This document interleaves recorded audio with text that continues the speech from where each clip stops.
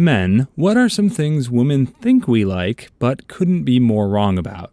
Story 1. Trying to work out what's upset them rather than just telling us. We're not mind readers. We work best with facts. Tell us why you're ticked off, when you're ticked off, and who ticked you off. That's the 3 salient facts we need, then we can give you a constructive answer. And if it's us that's ticked you off, then tell us at the time.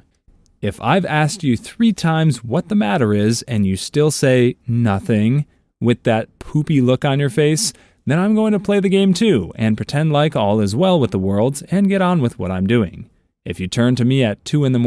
and shake me awake to explain that I did something to upset you, don't expect a great reception. I can't deal with the emotional minefield you ladies like to lay out. Either tell us what's upsetting you at the time or it will become invalid after 3 days. Story 2.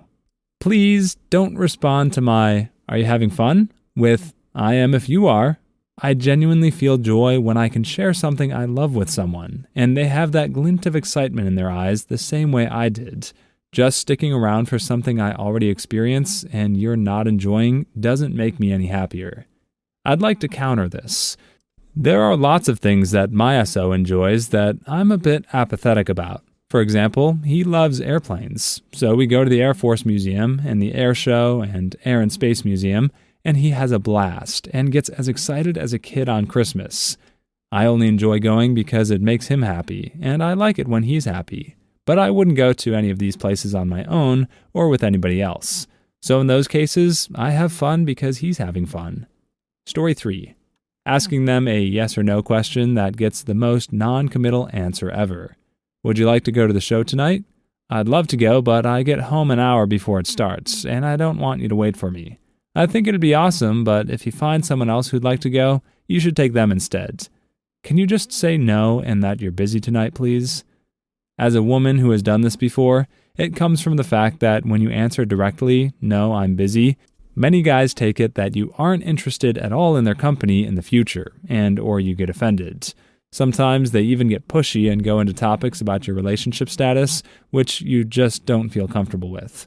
This is a strategy many of us use in order to avoid all of those things and make it easier for ourselves. Story 4. Acting like they're into your hobbies or interests. I watched my dad marry 2 different women that loved hunting and fishing too. The old man spent every free weekend in the woods or on the water. Those 2 women tagged along for 6 to 8 years, thinking they were being a good wife. Eventually, both of them grew to not only resent going with him, but were angry that he never took them out or did anything else. I'm not saying he was perfect, but he was the honest one in those relationships. Don't pretend, just be honest up front. My chick has 0 interest in most of my hobbies, and because I know that, I find other ways for us to spend time together. And I knew that from the jump start, so there's no resentment or anger bubbling under the surface that will culminate in an angry divorce at some point. Story 5. Well, as always, the usual disclaimer applies. All men are different, etc. But personally, having/owning or having an interest in brands or materialistic items that don't actually serve a purpose or function and are for display purposes only, e.g., if a woman has a 2,000-pound handbag and an equally attractive woman has a $20 handbag, the cheaper handbag is always more attractive, because it signals that you don't value things just because they have been marketed to you as valuable or desirable. You actually value utility and make your own decisions/judgments. Someone who is brand aware and takes an interest in what is this season is an instant high-maintenance red flag, which means to avoid 100% in my book, no matter how rich I was. Spending on expensive things that do not improve their function is merely narcissism and pretty pathetic and vile to me. Story 6. Being one of the guys and having no girlfriends. Anytime I hear a girl state, "I hang out with guys because I don't get along with most girls," I get the F out. It's a huge red flag. Edit for clarity.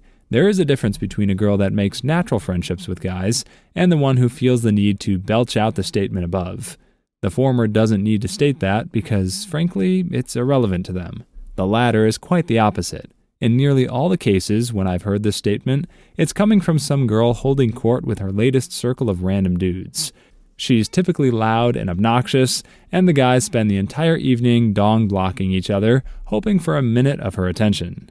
Story 7. Tell us what you want.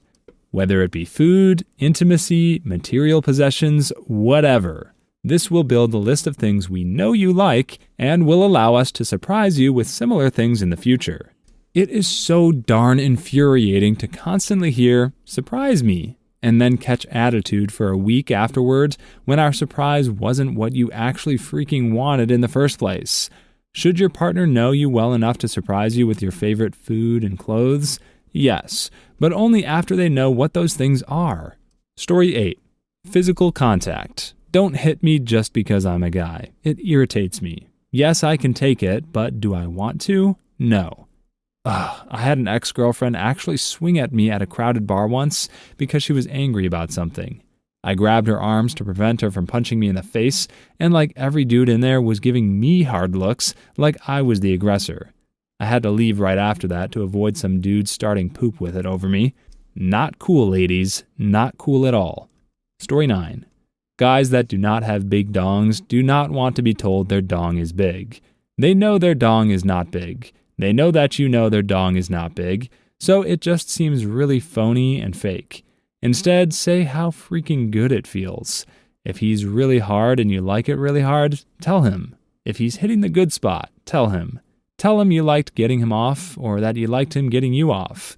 Tell him you love getting effed by him. But do not tell him his dong is big. Story 10. Stories that contain a lot of details. I have a coworker that does this. It's brutal listening to every tedious detail that does nothing to advance her funny story. Last week, I think it was 10 days ago. No, wait, that was after Monday Night Football, so it had to be a week ago. My husband was driving his red truck because it's winter, and he hasn't gotten the snow tires changed out on our minivan yet. Just get to the point! Story 11. False pretense. Hey, could you help me with X? I can't remember what he said in lecture. When is that due? Do you know how to do Y?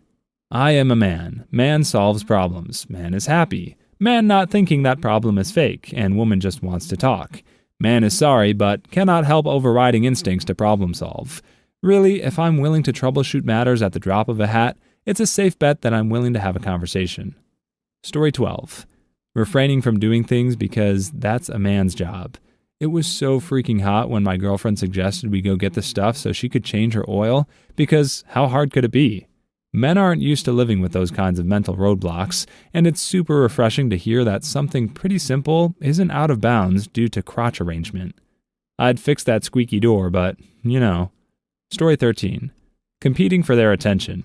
I feel like a lot of women, especially in the beginning, think that by flirting or talking with other guys, we'll start jockeying for their attention, which, for me at least, isn't the case. I'm not going to fight for you unless you're my girl. Talking to other guys just tells me that I'm not number one on their list of interests. And if I'm not number one, I'm number none. I am not an option. Story 14. Having to be the pursuer, romantically speaking. Nobody wants to sleep with someone 100% of the time, so when men are the initiator all the time, they also get all the rejection. That wears one down a lot. Edit. Since this took off a bit, I should clarify that this does seem to impact men the most, but it applies to anyone who's the initiator all of the time. Story 15. Women think we like other women. Sometimes they're right. Sometimes we're just staring into nothing, thinking about nothing, and yet it still looks like we're obsessing over some woman in front of us. Women think we love a good mystery. They seem to think that being mysterious can be attractive, fun, interesting. Being mysterious is infuriating. Tell me what you want, you absolute maniac. Story 16.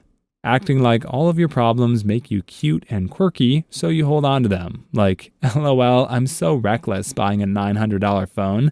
Why am I so bad at finances? Oh my god, I just ate 2 cheesecakes after my doctor said I'm borderline diabetic. What a mess I am, LOL. F off, you're not quirky, you just have bad impulse control, and this is why we broke up. Story 17. Playing dumb. Please, stop. I find intelligence to be one of the most attractive attributes in a woman. Edit. Wow, I didn't think this message would be a green light for misogynists to unload on how unintelligent they think women are. I guess when you don't have any significant other to talk to, you share your stupid opinions with strangers on the internet. Story 18. If I'm watching a show that she doesn't watch and she wants to sit next to me and watch too, that's fine. But don't proceed to then ask 1,000 questions. I've watched 5 seasons of this show. You're not going to catch up in 20 minutes asking me questions. Wait, that guy makes meth, but is he that other guy's chemistry teacher? Story 19. Just ask. Seriously though, I'm going with Handy J's. Sorry, I can do that, and 9 times out of 10, I do a better job. Edit. Guess lots of dudes like them, so I guess my advice to women is to just ask. Why should I sit here and watch you make a mockery of something that I mastered long, long ago? Story 20. You don't need to change your looks to please us. If I love you, I'll find you attractive no matter what. Baby talk. I want you to sound like a woman, not a child. If your man wants you to baby talk to him, then in your best baby talk voice, you should say, "Bye-bye, Roy boy." Story 21. I hate when a woman gets distant because she's in a funk. Then, when I give her space, she disappears. Weeks later, I ask why. The response is, because I wanted you to chase me.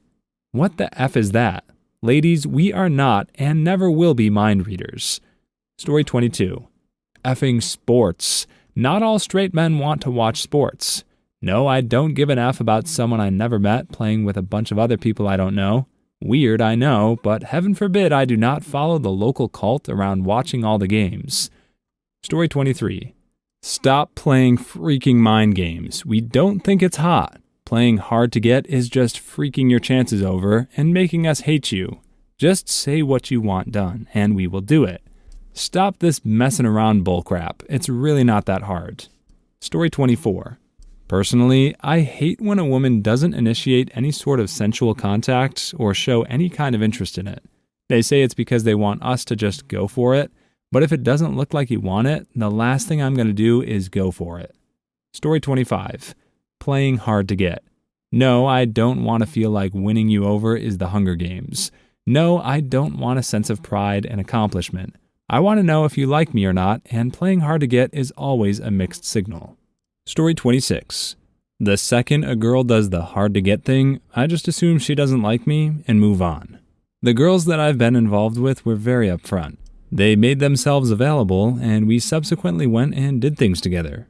Story 27. Eyebrows that are plucked to unnatural shapes or drawn in just weird me out. I can understand some maintenance from men or women if a unibrow is going on, but aside from that, a normal natural eyebrow is perfectly attractive. Story 28. That just because you have big boobaloobaloobies, that's all we are interested in. Face like a train wreck? Oh, that's okay. You have big boobaloobaloobies. Personality of Cruella de Vil? Oh, that's okay. You have big boobaloobaloobies. Big boobaloobaloobies do not equal a great rack. Story 29. All the comments I've read so far have interpreted like as are attracted to women. I thought there would be a lot more commentary about too many bacon or whiskey-flavored things, loud cars, their moms, etc. Story 30. Women think men like doing it way more than we do. E.g., men can't be graped because they always want it. A lot of married men and women I know have encountered this reasoning or similar that is technically grape. Story 31. Talking throughout the entire movie. Who's that? Which, we are watching this for the first time together. I feel like this is from something, I don't know though. From a lot of things. Mostly real life. Thanks for the gold, butthole. Story 32. Just because I have a wiener doesn't mean I always pee standing up. Sometimes a guy has to sit and multitask. Or when you gotta wake up to pee at 2 a.m. and don't want to turn on the lights and scorch your eyeballs. Story 33. Asking questions about a show or movie neither of you have watched while you're both watching it. Who's that guy? Is he the killer? I don't freaking know, Sarah. You've seen the same amount I have. Story 34. Fake nails. I get it if you personally like them, but don't do that stuff for my benefit. Nails are like expensive purses. Their purpose is not to impress men, but to impress other women. Story 35. Not a woman, but last time I was in a Walmart, there was a for men gift section that was under the impression that men are basically just variations of Tim Allen in Home Improvement. Story 36. I read this question thinking OP was a woman with an amazingly dry wit. Men, tell us ladies what we think we like but are wrong about, like pumpkin spice or the right to vote. Story 37.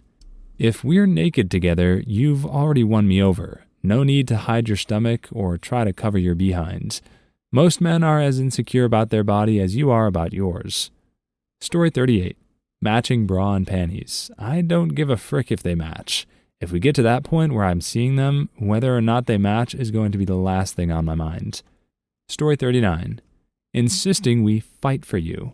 So you publicly declared you prefer another dude, but you secretly want us to commit assault and battery on each other? Yeah, no. Bye. Story 40.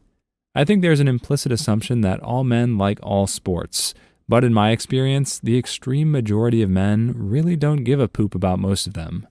Story 41.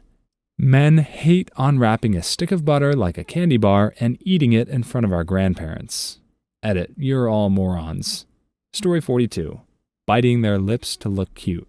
When my wife does it, she thinks it's so attractive. I just don't have the heart to tell her that she's supposed to bite her bottom lip. Story 43. Doing the cute dumb thing. Ladies, it isn't cute. There's nothing wrong with being smarter than a dude or smarter than your peers. Much love, ladies. Story 44. Being objectified. Being treated as a piece of meat. Having my butt grabbed when they're drunk. Being men in a world of double standards. Story 45. Y'all assume we're smart enough to figure out your hints and signs in poop. I'm dumb as poop. If you like me, tell me. If you hate me, tell me. Story 46. As soon as a girl would play hard to get, I would just immediately assume they were extremely high maintenance and not even bother. Story 47. Other girlfriends, boyfriends who like the same things as us.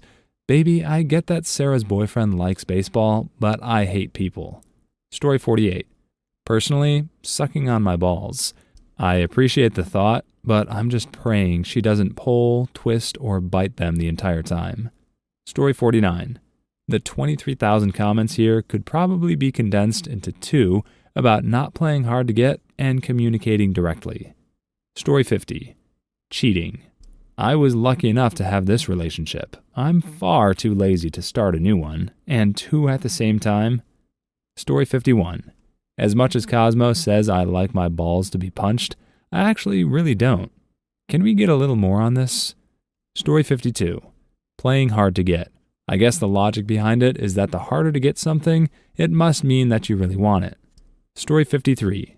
Vocal fry, stretched tones, baby talk, innocent Bambi girl voices. Just freaking talk like a normal human being. Story 54.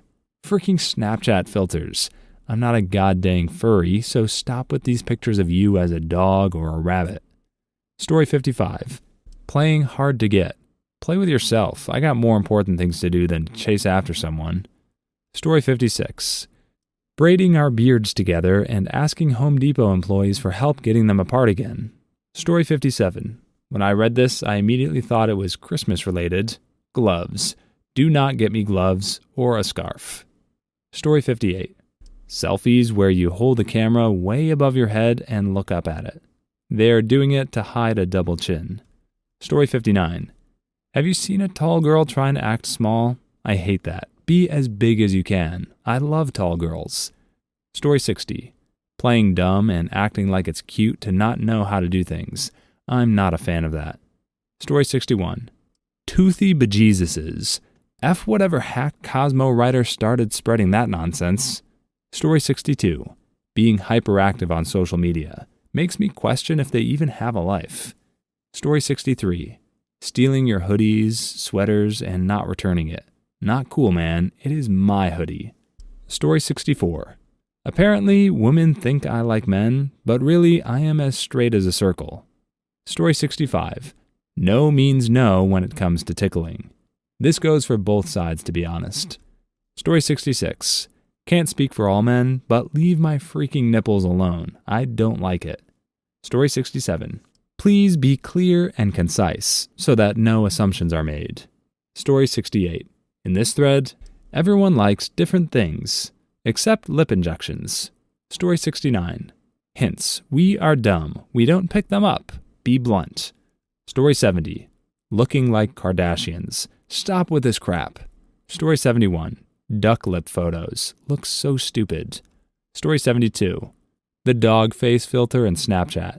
Story 73. Sharpie eyebrows. Story 74. Trial by combat. Story 75. Breast implants. Story 76. Lip injections. Story 77. Hard to get. Story 78. Duck faces. Please leave your stories in the comments. I'd love to make a video of them in the future. Also, don't forget to like and subscribe.